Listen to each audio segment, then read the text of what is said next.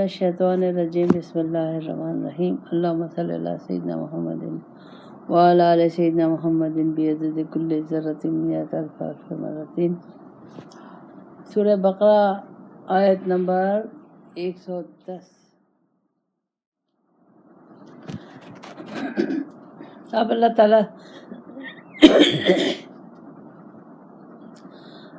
مجھے فرماتا ہے واقم الصلاۃ، نماز کا نظام قائم کرو، وآتوا الزکوٰۃ، زکوٰۃ دو، وما تقدموا لانفسکم من خیر تجدوہ عند اللہ، جو کچھ تم بھیجو گے وہ تمہارے ہی لیے ہے اور وہ تم اللہ کے پاس اس کو پاؤ گے۔ ان اللہ بما تعملون بصیر، اللہ تعالیٰ تمہارے کاموں کو دیکھ رہا ہے۔ اب ہمیں سمجھنا چاہیے کہ اپنے عمل میں جب تک ہم خلوص پیدا نہیں کریں گے، مخلصی نہیں ہوگی، تو ہمیں فائدہ نہیں ہوگا۔ کس چیز کا؟ سب سے پہلے نماز کا۔ ظاہر نماز کا معنی ہے کہ اللہ تعالیٰ کی پوری ایک نظام قائم کرنا، اور اس کے لیے ایک جماعت ہونی چاہیے۔ جو تبلیغ کا سب سے بڑا ذریعہ جو ہے وہ جماعت ہے۔ تو اگر جماعت، جب رسول اللہ صلی اللہ علیہ وسلم مدینہ یا مکہ میں جب تک تھے تو انفرادی وہ تھی، کچھ اس کی کامیابی نہیں ہو رہی تھی۔ جب آپ نے سب سے پہلے آ کے مدینہ میں مسجد قائم کی، اور پھر اس کے بعد آپ نے اور مطلب کیا، تو اس کا مطلب یہ ہے کہ جب آپ کے پاس ایک جماعت ہوگی، ایک نظام ہوگا، ایک طریقہ کار اللہ اور رسول کے حکم کے مطابق ہوگا، اس کو اسی طریقے سے ادا کیا جائے گا جیسے اللہ تعالیٰ چاہتا ہے، تو اس میں پھر آپ اس وقت تو زکوٰۃ فرض نہیں ہوئی تھی، تو زکوٰۃ کا معنی ہے کہ اپنے اعمال کو، اپنی نیتوں کو، اپنی ہر چیز کو پاک کرنے کے لیے اللہ کے آگے، اللہ کی راہ میں زیادہ سے زیادہ قربان کرنا۔ کیونکہ جو کچھ اللہ کہتا ہے وَمَا تُقَدِّمُوا لِأَنفُسِكُمْ، جو کچھ تم آگے بھیجو گے وہ تمہارے لیے ہے، اللہ کے یہاں جمع ہو رہا ہے، اور اللہ تعالیٰ تمہارے کاموں سے خبردار ہے۔ اب یہ اللہ تعالیٰ نے کیوں کہا کہ وہ تمہارے عمل کو دیکھ رہا ہے؟ اس میں سب سے بڑی جو دخل ہے وہ نیت کا ہے۔ اگر ہماری نیت خالص نہیں ہوگی، یعنی صرف اللہ اور رسول کی رضا نہیں ہوگی، اور دنیا کے ہم سارے کام کر رہے ہیں، ساری نیکیاں کر رہے ہیں، نماز، روزہ، زکوٰۃ، خیر خیرات، حج، عمرے، تو وہ اللہ کے یہاں جمع نہیں ہوں گے، وہ ہمیں فائدہ نہیں دیں گے۔ ہمیں فائدہ صرف وہ دے گی جو ہم صرف اللہ کی رضا کے لیے کریں گے، اللہ کو پانے کے لیے کر رہے ہیں، کیونکہ تمام اعمال کا دار و مدار نیت پر ہے۔ تو نیت کو خالص کرنا ہے۔ جب بھی تک ہم لوگوں کو، مسلمانوں کو، ہمیں اپنے عمل کا وہ فائدہ نہیں مل رہا، اپنی نیکیوں کا، اپنے روزوں کا، اپنی عبادات کا ہمیں وہ فائدہ نہیں مل رہا جو فائدہ ملنا چاہیے۔ اصل فائدہ کیا ہے؟ اصل فائدہ دنیا کی نعمتیں نہیں ہیں، دنیا کی چیزیں نہیں ہیں۔ اصل فائدہ ہے آپ کو وہ سکون ملنا چاہیے، وہ نفس مطمئنہ ملنا چاہیے، وہ اللہ اور رسول کی محبت، آپ کا دل ہر وقت اللہ اور رسول کی محبت سے لبریز رہنا چاہیے، اور ہر وقت تن من دھن قربان کرنے کے لیے تیار رہنا چاہیے۔ اب یہ جب رسول پاک صلی اللہ علیہ وسلم مدینہ آئے تو پھر اس کے بعد سے زیادہ ضرورت ہو گئی تن من دھن قربان کرنے کی، کیونکہ اب آگے جا کے دین اسلام کی تبلیغ کرنی ہے۔ جب تبلیغ کرنی ہے تو جہاد بھی ہوگا۔ سب غریب تھے، تو اللہ تعالیٰ کہتا ہے کہ ساری اب یہ جہاد جو ہے وہ صرف میدان جنگ میں نہیں ہے، یہ جہاد ہے اپنے نفس کے خلاف، یعنی ہر کام جو ہم کر رہے ہیں وہ اللہ کی رضا کے مطابق کر رہے ہیں، اللہ کو پانے کے لیے کر رہے ہیں۔ تو جب ہماری نیت اتنی خالص ہو جائے گی تو ہمیں پتہ چلے گا، وہ ایمان کی لذت محسوس ہوگی، وہ اللہ اور رسول کی محبت محسوس ہوگی، وہ ہمیں اطمینان قلب اور سکون ملے گا۔ اور جو کچھ بھی ہم خرچ کر رہے ہوتے ہیں وہ کچھ بھی ضائع نہیں جا رہا تھا، وہ سب اللہ کے پاس جمع ہوتا رہتا ہے، لیکن نیت کو خالص کرنا ہے۔ اصل نماز کا نظام قائم کرنا ہے، زکوٰۃ دینی ہے، اور جو کچھ نیکیاں کرنی ہے وہ اپنی ذات کو ہی فائدہ پہنچے گا انسان کو، لیکن اگر نیت آپ کی سلامت ہے، نیت اب میں آپ کی کھوٹ نہیں ہے۔ اب کھوٹ کیسے؟ کھوٹ کا معنی ہے کہ اس میں آپ کی دنیاوی کوئی لالچ نہیں ہے۔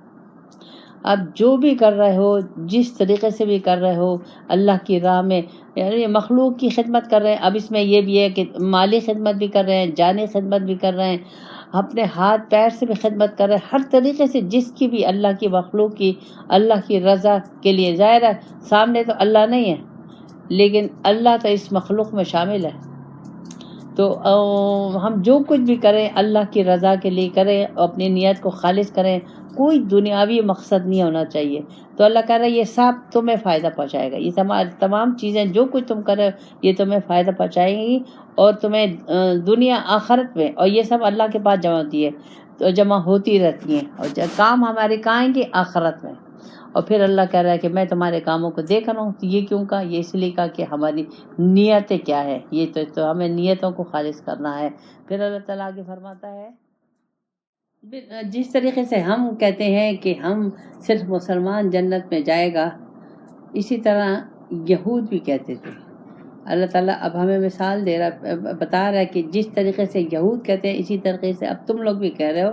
وَقَالُوا لَن يَدْخُلُ الْجَنَّةَ إِلَّا مَنْ كَانَ هُودًا أَوْ نَصَارَىٰ، یہود کہتے تھے سوائے یہودیوں کے کوئی جنت میں نہیں جائے گا، اور نصارہ عیسائی کہتے تھے سوائے عیسائی کے کوئی جنت میں نہیں جائے گا۔ تو اللہ اس کا جواب دے رہا ہے۔ اب جیسے ہم کہتے ہیں کہ سوائے مسلمان کے کوئی جنت میں نہیں جائے گا، تو اب اللہ ہمیں جواب دے رہا ہے، دل کا امانی۔ اللہ کہتا ہے یہ ان کی خیال ہے، یہ ان کی امیدیں ہیں، یہ ان کے ارمان ہیں، اور کچھ نہیں ہے۔ قُلْ فَاتُوا بُرْهَانَكُمْ، کوئی دلیل ہے اس پہ؟ لے آؤ ان کنتم صادقین، اگر تم سچے ہو۔ تو یہاں اللہ تعالیٰ نے صاف کہہ دیا کہ تم اپنے کو، اب یہ یہود جو تھے اور نصارہ جو تھے، یہ تو انہوں نے اپنے سے خود نام اب رکھے ہوئے، تو مسلمان تھے۔ یہ آدم علیہ السلام سے لے کر رسول پاک صلی اللہ علیہ وسلم تک ایک ہی دین ہے، اب وہ ہے اسلام۔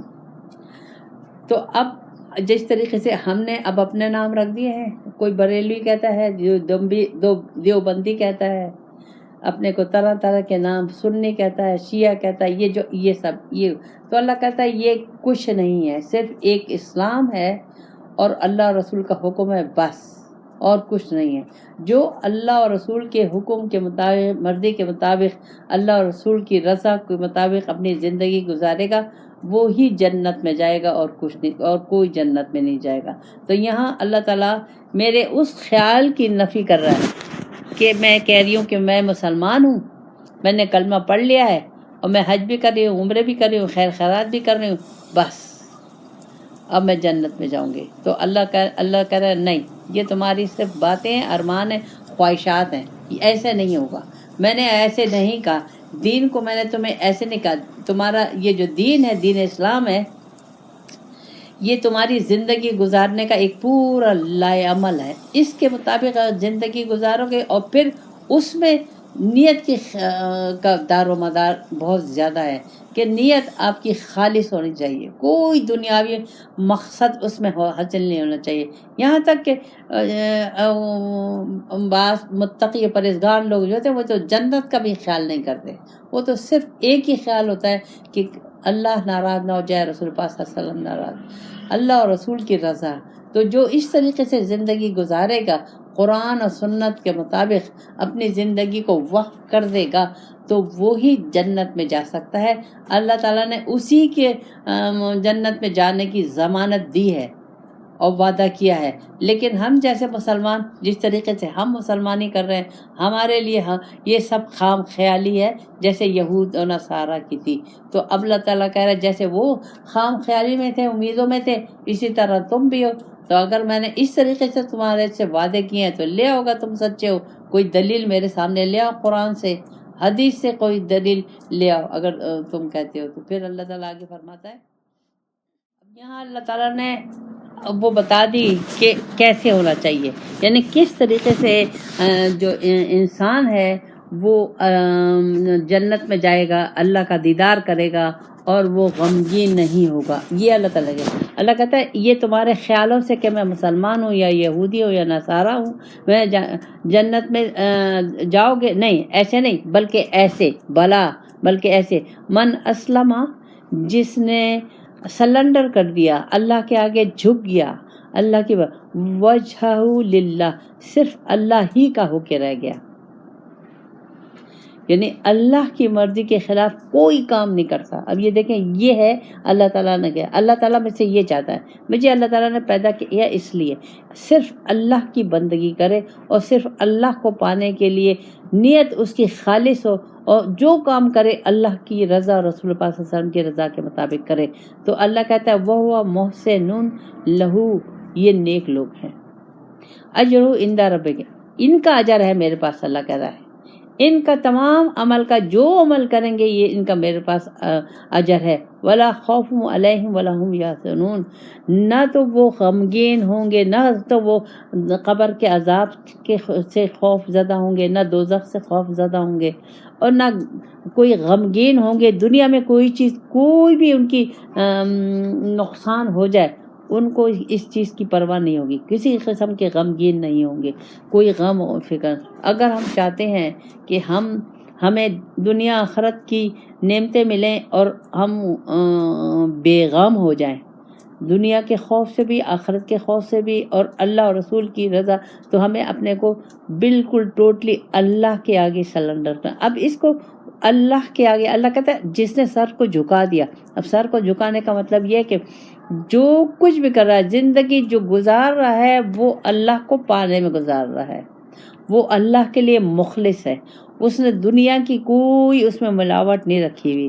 وہ یہ نہیں چاہتا انسان کہ میں اللہ کی ایسے بندگی کروں کہ مجھے اچھی نوکری مل جائے، اچھی میری رزق میں اضافہ ہو جائے، میرے بزنس اچھا ہو جائے، میرے ماں باپ یہ وہ سر کوئی دنیا کی چیز نہیں. اس نے صرف اپنا سر جھکایا ہوا ہے اللہ کے آگے. بس اللہ میرا رب ہے، وہی مجھے پالنے والا ہے، وہی عزت دینے والا ہے، میں وہی کروں گا جو میرا رب چاہے گا، اور اپنے رب کو کے سامنے کسی کو نہیں لاؤں گا، کسی کی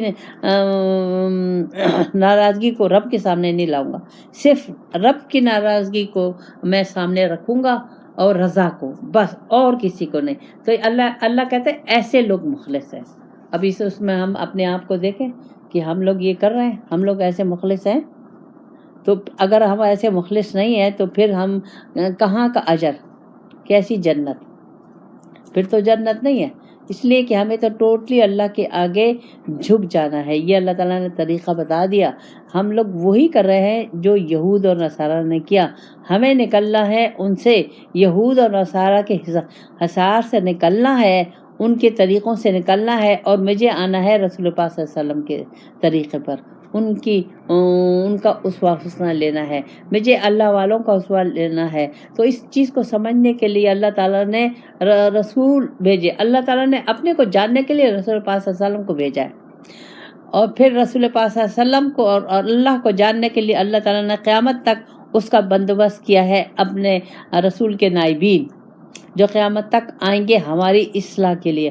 اگر ہم چاہتے ہیں کہ ہم مخلص ہو جائیں اللہ کے راستے میں، اور ہمیں اللہ کا دیدار نصیب ہو جائے قیامت کے دن، اور دنیا میں ہمیں نفس مطمئنہ مل جائے، تو ہمیں ہر ایک کو اپنے وقت کے امام کو پہچاننا ہوگا اور اس سے رابطہ کرنا ہوگا.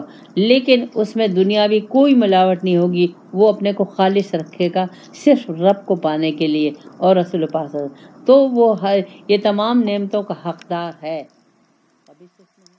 اب یہاں اللہ تعالیٰ ہمیں یہود اور نصارہ کی مثال دے رہا ہے، کیونکہ آپ لوگوں کو یہ حدیث یاد ہوگی کہ آخری زمانے میں امت محمدیہ یہود اور نصارہ کے نقش قدم پر چلے گی. تو ظاہر یہود اور نصارہ کو بھی کے پاس بھی پیغمبر ہے اور کتابیں پہ آئیں، ہمارے پاس بھی پیغمبر رسول پاک صلی اللہ علیہ وسلم ہے اور کتاب ہے۔ تو اب ہمیں دیکھنا ہے کہ ہم یہودیوں کی پیروی کر رہے ہیں، نصارہ کی کر رہے ہیں یا مشرکوں کی کر رہے ہیں، کیونکہ اللہ تعالیٰ نے بتا دیا۔ اللہ تعالیٰ فرماتا ہے وقالت الیہود لیست النصارى علی شیء، یہود جو تھے وہ عیسائیوں کو کہتے تھے یہ ان کی کوئی حقیقت نہیں ہے، یہ ان کا کوئی مذہب نہیں ہے، یہ کوئی نہیں ہے۔ اسی طرح وقالت النصارى لیست الیہود علی شیء وہم یتلون الکتاب، اسی طرح عیسائی کہتے تھے کہ یہودیوں کی کوئی حیثیت نہیں ہے، یہ جنت میں نہیں جائیں گے، حالانکہ اللہ کہتا ہے دونوں کے پاس کتابیں تھیں، ہمارے پاس بھی کتاب ہے۔ اسی طرح کذالک قال الذین لا یعلمون مثل قولہم، اسی طرح وہ لوگ جو نہیں جانتے تھے، یہاں اس کی طرف مکہ والے کے قریش کی طرف اشارہ ہے، حالانکہ ان کے پاس بھی پیغمبر رسول وہ ابراہیم علیہ السلام تھے، لیکن انہوں نے بھی ابراہیم علیہ السلام کی تعلیمات نہیں لی۔ خانہ کعبہ انہوں نے اللہ کی عبادت کے لیے بنایا، انہوں نے 360 بت رکھ دیے۔ تو اللہ کہتا ہے اسی طرح ان کی بھی مثال یہی ہے۔ فاللہ، اللہ کہتا ہے یہی فاللہ یحکم بینہم یوم القیامہ، ان میں یہ جو جھگڑے ہیں یہ قیامت کے دن فیصلہ ہوگا، فیما کانوا فیہ یختلفون، یہ جو اختلاف کر رہے ہیں۔ اب اس کو ہمیں سمجھنا ہے، ہم لوگ بھی اختلاف میں پڑے ہوئے ہیں، ہمیں دیکھنا ہے کہ ہم یہ تو نہیں کر رہے کہ ہم چشتیہ ہیں، ہم قادریہ ہیں، بریلوی ہیں، ہم پتہ نہیں کیا کیا یہ جو مختلف فرقے بنے ہوئے ہیں، سنی ہیں اور دیوبندی ہیں، شیعہ ہیں، یہ تمام جو ہے اللہ تعالیٰ کو یہ چیز پسند نہیں ہے۔ ایک اسلام بس، ایک قرآن اور رسول پاک صلی اللہ علیہ وسلم۔ اگر ہم لوگ اس فرقہ پرستی میں پڑے ہوئے ہیں تو اللہ تعالیٰ کہہ رہا ہے کہ اس فرقہ پرستی کا علاج صرف قیامت کے دن ہوگا، وہاں میں پھر بتاؤں گا کہ کون صحیح تھا کون غلط تھا۔ اس وقت تو ہم دنیا میں یہی کہہ رہے ہیں نا کہ ہم صحیح ہیں، ہم صحیح ہیں، وہ صحیح نہیں ہے، ہم صحیح ہیں، ایک دوسرے پہ کفر کے فتوے، کچھ فائدہ نہیں ہوگا۔ ہمیں دیکھنا ہے اللہ کو، ایک اللہ اور رسول بس، اس کے علاوہ کسی کو اگر اب بالفرض ہم لوگ اگر اس مرید ہیں قادریہ چشتیہ سلسلے میں، تو ہمیں تو ضرورت نہیں ہے کہنے کی کہ ہم قادریہ ہیں، ہم چشتیہ ہیں، ہم یہ ہیں وہ ہیں، نہیں، ہمیں تو بس صرف یہ دیکھنا ہے کہ کس طریقے سے ہم اللہ کی بندگی کر سکتے ہیں اور رسول پاک صلی اللہ علیہ وسلم کے طریقے پہ چل سکتے ہیں، بس اس کے علاوہ کچھ ہمیں اس طرف دھیان نہیں دینا چاہیے اور سوچنا بھی نہیں چاہیے کہ میرا یہ فرقہ ہے، میں اس سے ہوں، میں اس سے ہوں، یہ سب اللہ تعالیٰ کو پسند نہیں ہے۔ تو ہمیں کوشش کرنی چاہیے کہ ہم اپنی اصلاح کریں، اگر ہمارے ذہنوں میں کچھ ہے تو ہم اپنی اصلاح کریں، صرف اللہ کے آگے ہمیں سر جھکانا ہے اور رسول اللہ صلی اللہ علیہ وسلم کا طریقہ لینا ہے یکسوئی کے ساتھ، مخلصانہ طریقے سے، تو کام بنے گا، نہیں تو بہت مشکل زندگی، بہت زیادہ مشکل ہے۔ پھر اللہ تعالیٰ فرماتا ہے ہم اپنی مسجدوں کے حال دیکھ لیں، اللہ تعالیٰ مسجد تو اللہ کا گھر ہے، اللہ کے درس دینے کی جگہ ہے، لیکن آج کل مسجدوں میں کیا ہو رہا ہے یہ آپ لوگوں کو معلوم ہے۔ تو اللہ تعالیٰ کہہ رہا ہے وَمَنْ أَسْلَمَ مِمَّنْ مَنَعَ مَسَاجِدَ اللَّهِ أَن يُذْكَرَ فِيهَا اسْمُهُ وَسَعَىٰ فِي خَرَابِهَا، اللہ کہتا ہے یہ ظالم لوگ جو ہیں یہ لوگوں کو مسجد میں جانے سے منع کرتے ہیں، وہاں ذکر کرنے سے منع کرتے ہیں اور وہاں خرابی فساد کرتے ہیں۔ اب یہ کیا ہو رہا ہے بیت المقدس میں، کیا ہو رہا ہے یہ آپ لوگوں کو معلوم ہے۔ اگر بیت المقدس نہیں تو ہم اپنے شہروں کی مسجدوں کو دیکھ لیں کہ وہاں ایک اس کے فرقے کا بندہ دوسرے فرقے کی مسجد میں نہیں جا سکتا، حالانکہ مسجد تو اللہ کا گھر ہے، یہ آپ لوگوں کو معلوم ہے سب۔ تو اللہ تعالیٰ نے منع کیا، اللہ تعالیٰ کہہ رہا ہے مسجد جو ہے وہ صرف ذکر کے لیے ہے، وہاں خرابی نہیں کرنا، وہاں اللہ اور رسول کے خلاف کوئی بات کرنا ہی نہیں چاہیے۔ مسجد کا احترام، مسجد کی جو طریقہ کار ہے، اس میں بیٹھنا اٹھنا، اس میں سننا، عبادت کرنا، وہ اللہ تعالیٰ نے ہمیں طریقہ بتا دیا۔ اگر ہم اس کے خلاف چل رہے ہیں اور وہ ہماری سیاست ہو رہی ہے، مسجدوں میں سیاست ہو رہی ہے، ہم فرقہ پرستی کر رہے ہیں، تو یہ مسجد کی خرابی ہے۔ تو تو اللہ کہتا ہے تمہیں تو مسجد میں اولئک ما کان لہم ان یدخلوها الا خائفین، تمہیں تو مسجد میں اس طریقے سے اللہ کے خوف سے ڈرنا چاہیے کہ وہ اللہ کے گھر کے اللہ کے نام پہ مسجد بنتی ہے، وہاں تو تمہیں اللہ کی مرضی کا خیال رکھنا چاہیے، نہ کہ تم دنیا کے لیے اس کو استعمال کرو۔ آپ لوگ دیکھیں خوبصورت خوبصورت مسجدیں دنیا میں ہیں، لیکن اللہ کی عبادت سے، اس خلوص سے، اس محبت سے خالی ہے۔ تو اللہ کہتا ہے ایسی مسجدوں والوں کے، ایسے جو مسجدوں کے ساتھ جو سلوک کرتا ہے، لہم فی الدنیا خزی ولہم فی الآخرۃ عذاب عظیم، اللہ کہتا ہے دنیا میں بھی رسوا ہوں گے اور آخرت میں عذاب علیم ہے۔ اب یہاں اللہ تعالیٰ سب کو کہہ رہا ہے اس وقت مسجد بیت المقدس میں کیا ہو رہا ہے اور ہماری مسجدوں میں کیا ہو رہا ہے۔ اگر ہم مسجد کو دنیا کے لیے استعمال کر رہے ہیں بجائے اللہ اور رسول کی حکم کی تعمیل کے لیے استعمال کرے، اللہ اور رسول کو رضا کرنے کے لیے استعمال کرے، اب دنیا کے لیے استعمال کر رہے ہیں، تو اللہ کہہ رہا ہے جو بھی ایسا کرے گا تو وہ دنیا میں بھی ذلیل ہوگا، آخرت میں بھی ذلیل ہوگا۔ پھر اللہ تعالیٰ فرماتا ہے، اب یہاں اللہ تعالیٰ کہہ رہا ہے وَلِلَّهِ الْمَشْرِقُ وَالْمَغْرِبُ، یہ اللہ تعالیٰ نے یہاں کیوں کہا؟ یہ اوپر آپ نے دیکھا ہوگا کہ انہوں نے اعتراض کیا جب رسول پاک صلی اللہ علیہ وسلم مدینہ آئے۔ مکہ میں حضور نماز مدینہ میں ایسے پڑھتے تھے جیسے ایسے کھڑے ہوتے تھے کہ بیت المقدس، پہلے جو کعبہ تھا وہ بیت المقدس تھا، تو حضور ایسے کھڑے ہوتے تھے کہ دونوں طرف آپ کا چہرہ مبارک ہو سکتا، لیکن حضور کا جو بیت المقدس وہ خانہ کعبہ تھا، حرم، وہ تو بیت المقدس خانہ کعبہ تھا، تو اللہ تعالیٰ نے، اور کیونکہ خانہ کعبہ تو ابراہیم علیہ السلام نے بنایا، اور انہوں نے تو دعا کی تھی کہ اللہ تعالیٰ اس کو ایک ایسا امام عطا فرما، رسول پاک صلی اللہ علیہ وسلم کی طرف اشارہ تھا، تو رسول پاک صلی اللہ علیہ وسلم کو یہ معلوم تھا۔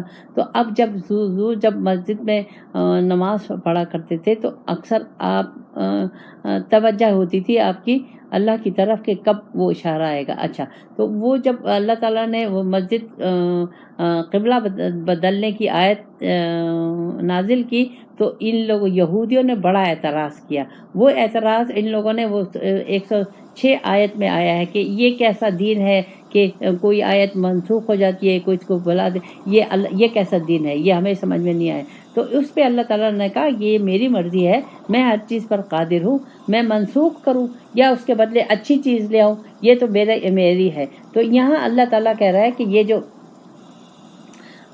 مسجد ہے نماز پڑھنے کی جو ہے وہ تو اللہ تعالیٰ نے بنا دی، وَلِلَّهِ الْمَشْرِقُ وَالْمَغْرِبُ، مشرق مغرب چار طرف جو ہے وہ اللہ کی منہ کر کے اللہ کی عبادت ہو سکتی ہے۔ فَأَيْنَمَا تَوَلُّوا فَثَمَّ وَجْهُ اللَّهِ، نیت ہونی چاہیے کہ اللہ کی طرف متوجہ ہو، بس چاہے وہ مشرق میں کھڑا ہے چاہے وہ مغرب میں کھڑا ہے۔ اب جیسے ہم جاتے ہیں باہر ملکوں میں، ہمیں تو وہاں قبلے کا پتہ نہیں چلتا، تو اب جب قبلے کا پتہ نہیں ہے، جو نہیں جانتے جیسے جاہل نہیں جانتے، تو وہ کیا نماز نہیں پڑھیں گے یا لوگوں سے پوچھتے پھریں گے قبلہ کہاں ہے؟ وہاں تو مسجدیں نہیں ہیں۔ تو اس کا یہی ہے کہ ہر آپ کی توجہ اللہ کی طرف ہونی چاہیے، کسی طرف بھی آپ نماز پڑھیں۔ اسی طرح گاڑی میں آپ جا رہے ہیں اس میں نماز پڑھیں، آپ ہوائی جہاز میں جا رہے ہیں نماز پڑھیں، جس جائیں آپ وقت کے وقت نماز پڑھنی ہے۔ جب ٹائم ہو گیا تو آپ اس انتظار میں نہیں رہنا کہ گاڑی رکے گی کہیں مسجد کے پاس، اگر آسانی سے ہو سکے تو ٹھیک ہے، لیکن اگر آسانی سے نہیں ہے، وقت جا رہا ہے، تو اس وقت کی نماز کو ہمیں قضا کرنے کا حکم نہیں ہے۔ اللہ تعالیٰ کہتا ہے مشرق و مغرب سب میرا ہے، جس طرف بھی تم خلوص سے نیت کر لو گے وہ تمہاری نماز ہو جائے گی۔ ان اللہ واسع علیم، مجھے معلوم ہے کہ تمہاری نیت کیا ہے، اور میں جانتا ہوں کہ تم کس مقصد کے لیے نماز پڑھ رہے ہو، یعنی تمہیں تو میری رضا چاہیے۔ اب تمہیں ضروری نہیں ہے کہ قبلے کی طرف نظر ہو، وجہ اللہ یعنی اللہ کی طرف۔ یہاں اوپر اللہ تعالیٰ نے کہا کہ وجہ اللہ کی طرف، اپنے تن من دھن اللہ کے لیے قربان کر دو۔ تو اب جب تک یہ چیز پیدا نہیں ہوگی نا تو ہم ان تمام مسائل سے نکل نہیں سکتے، ہم ان تمام پریشانیوں سے، غموں سے، فکروں سے نکل نہیں سکتے۔ تو 24 گھنٹے اب یہ جو 24 گھنٹے مجھے اللہ کی طرف متوجہ رہنا ہے، ہر کام کے لیے مجھے اللہ کی طرف متوجہ رہنا ہے، تو ہمارے دلوں میں وہ سکون آئے گا، اور وہ اللہ تعالیٰ وہ اپنا نور عطا فرمائے گا۔ اور یہ تو ایک نور ہے جب وہ آ جاتا ہے آپ کے دل میں، اور یہ جو ہم جو سمجھ رہے ہیں کہ انسان، تو ہم سمجھ رہے ہیں یہ گوشت پوشت، یہ انسان نہیں ہے، انسان کوئی اور چیز ہے۔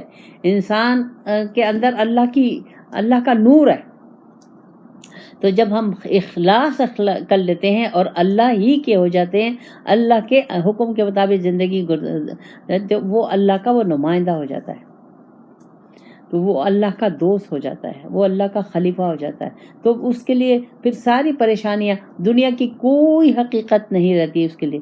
دنیا کی یہ جو جتنی بھی چیزیں ہیں جس کے پیچھے ہم نے اللہ اور رسول کو ناراض کیا ہوا ہے، جب اللہ اور رسول سے ہم کنیکشن ہو جاتا ہے، یہ دنیا چیز کی کوئی حقیقت نہیں رہتی۔ تو کوشش کرنی چاہیے کہ ہم اپنے نیتوں کو، اپنی سوچ کو، اپنے مقصد کو صحیح کریں، تو پھر ہمیں قرآن کی وہ نعمتیں ملیں گی، رسول پاک صلی اللہ علیہ وسلم کی وہ نعمتیں ملیں گی۔ رسول پاک صلی اللہ علیہ وسلم اپنی امت کو سب کچھ دے کے گئے، کوئی چیز آپ نے چھپائی نہیں ہے، اللہ نے کوئی چیز چھپائی نہیں ہے، سب کچھ کھول دیا ہے، کھول کے رکھا ہے۔